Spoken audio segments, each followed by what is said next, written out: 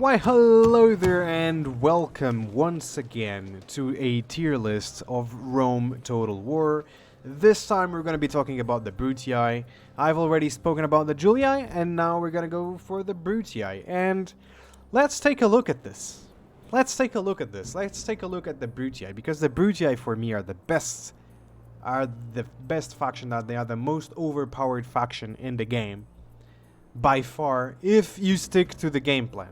And the game plan will have you go and attack the Greeks, then you go for Pontus or Seleucids or both of them. You also can go for Thrace, and then you'll eventually go for Armenia, Parthia, Egypt, and all of the factions that are over on this side of the map. Okay? And so you're gonna be fighting, oh, and Egypt, of course. You're gonna be fighting a varied roster of units, right? So you're gonna be getting phalanxes, you're gonna be getting horse archers, you're gonna be getting all of that. Really diverse world here to the west, to the east. But the most important thing about the Brutii is, of course, the world wonders. And the two most important world wonders, or three most important world wonders, two of them are going to be close. The third most important world wonder, in my opinion, is going to be very far out here. And let's try to get it. 20% bonus to farming income. This is absolutely powerful. Okay, that's very powerful indeed. But the ones you're gonna get access to in the early game are gonna be the Statue of Zeus, plus 4 bonus to population loyalty in all of your settlements. This is amazing, okay? This is so powerful. You guys have no idea. Especially when you go into the late game, this is going to be very powerful. This is the glue that will hold your empire together 100%. And then we have the Colossus of Rhodes. Increases naval trade by 40%. By the time you get to the Colossus of Rhodes, you should already have access to all of this zone over here, to all of these regions over here. You should have access to Greece, you should have access to here Macedonia, you should have access to Crete, and then you're gonna go to Rhodes. You're gonna go get this. You're gonna have a lot of ports out here. You're gonna be making a ton of money just with trade alone. And then when you get all the way over here, you know, to the Hanging Gardens of Babylon, you're gonna get 20% plus on your farming income on top of that. So the Brutii economy in the mid game is gonna be really good. In the late game, it's gonna be excellent. So there's that you guys have to take into account. So just that would make them one of the best factions to play as, right? Let's take a look at their religious buildings. Public happiness and public health bonus. Public health bonus might make your population grow, so it's not really the best, you know, it's not really the best way to start off the campaign, but it is what it is. You know, you should also take a look at the population. They start with better population than the Julii over here. They start with access to mines. You can build mines over in Croton, so you're going to be making a lot of money. You're going to be probably starting with making your temple or with the port over here, and maybe you already have the stables. You can go straight into the Hastati right here, and here you should probably do this time. Go straight into the Hastati right here after the port and the temple. Anyway, this is not a strategy guide, so let's take a look at the temples here. We're gonna go check it out over this side, and let's see, here we go. Now we're gonna have the Juno temples. This is gonna be public health and public happiness, right? Not any, it's not crazy. It's just what it is.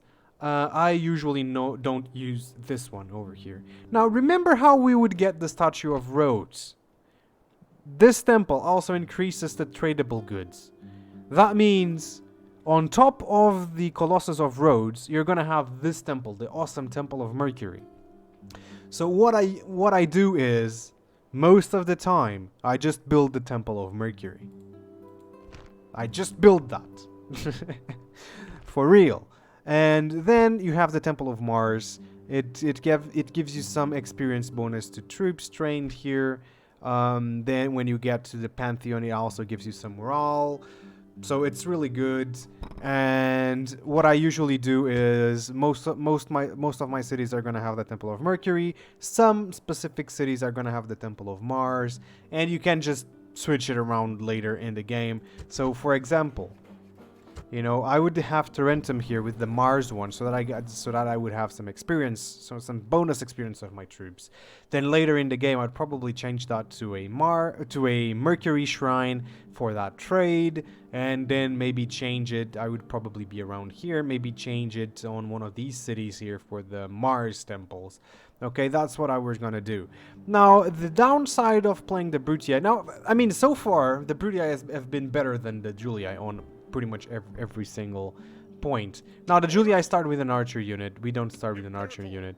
But what we can do is get Apollonia right on turn 1. They're just the same as the Julii can take Segesta on turn 1. You'll just have to put your troops right there.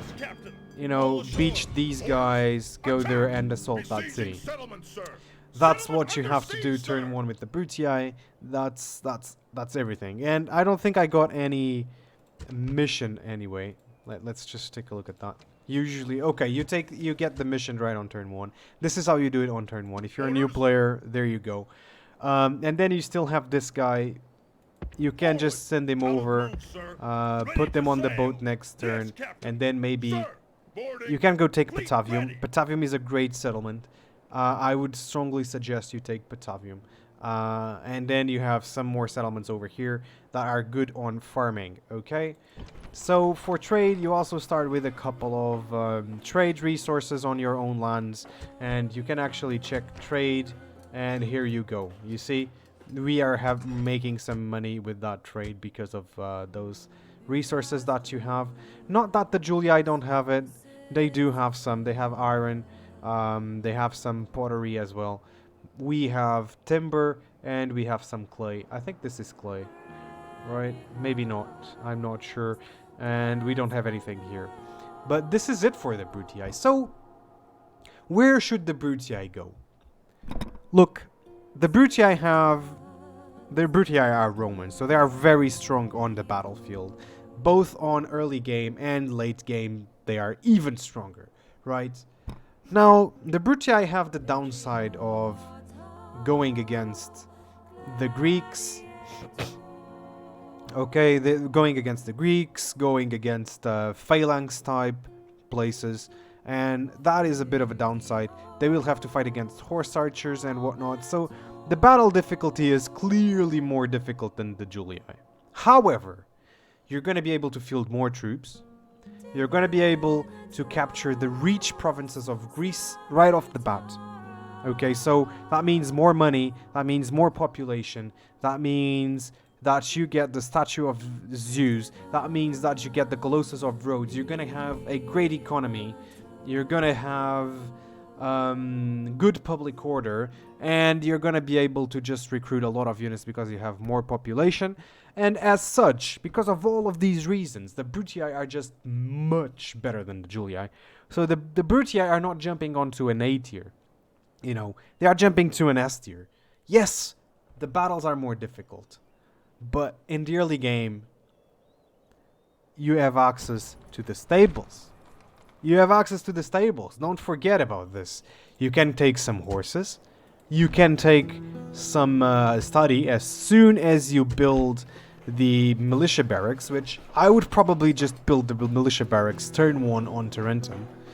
And then start pooping some Hastadis so that we can bring them over to Greece. And you hold their phalanxes with the Hastadi. Now, be careful. Do not leave the Hastadi engaged for a long time against even citizen hoplites. Don't do that. And then, you know, just retreat the Hastadi ever so slightly as the phalanx advances and approaches. And then just use the cavalry to attack them on the back. Charge the Hastadi in once the cavalry is engaged. That's it. That's all you have to do. It's not too difficult. You know, I can see this being just an A tier faction if you're a new player, but you know, the same way as I can see the Julii being an A or even an S tier faction if you're a new player. Maybe not an S, but an A an A tier faction if you're a new player, because the battles are going to be easy. However, there be the Brutii are an S tier faction, and on the next video we're going to be watching and taking a look at the Scipii. There we go, Brutii moving to the S tier. There we go, my favorite faction in this game. I'll see you guys on the next episode. Hope you enjoyed this video. Please leave a like, subscribe to the channel, follow me on Twitch, and I'll see you guys on the next one. Thank you so much.